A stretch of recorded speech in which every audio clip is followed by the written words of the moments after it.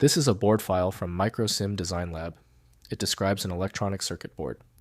It's an obsolete format from the 90s, but some legacy CAD tools can still import it. I'm Evan Brooks, Certified Support Engineer. Let's try to open it. A critical part of my workflow, having a universal file viewer installed, acts as a quick test for BNL file damage. My exact recommendation is linked below. A BNL file is associated with MicroSim and board design software.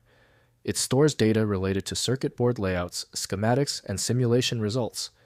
These files contain information about the components, connections, and properties of the electronic circuit, enabling engineers to design, simulate, and analyze the performance of the board. BNL files typically adhere to a structured format specific to the MicroSim or board design software. They contain information about the placement of components, the routing of traces, and the electrical characteristics of the circuit. The file format may include sections for defining layers, nets, and other design parameters. The internal structure is optimized for efficient storage and retrieval of circuit board data. There's a proprietary link between the BNL format and MicroSim by Cadence Design Systems. The extraction process relies on algorithms not included in the Windows operating system. Windows offers a limited snapshot, while accurate reading requires the original data handling software. To force file access, right-click your BNL file and select Open With. If MicroSim is an option, test it. If it's not available, choose another program. We are trying to find the specific compatibility bridge. When your BNL file does not open, it is usually a small issue. I'm going to explain the most common technical reasons behind the file failure before we use the one-click solution. First, use BNL software.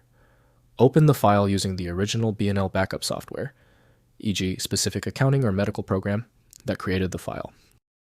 Next, use the restore function, launch the original application and use its file, restore or file, import backup menu option.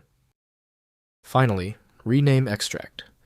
Rename the file extension to zip or back and attempt to open it with a universal archive tool like 7-zip. If your system cannot parse your BNL structure, the issue is likely that the extension name is shared by a program you don't have. At this stage, manual testing is exhausted. You may find success with a solution built on independent file logic that aims to read the file header at the byte level to identify the format, regardless of its current label. Takeaway: the inability of Windows and 7-zip to open the BNL file suggests a unique format signature. FileMagick is the comprehensive solution built to handle these exceptions. Find it at filemagick.com. Be sure to like and subscribe. I'm already preparing the next fix and you won't want to miss it. Hope you enjoyed the video.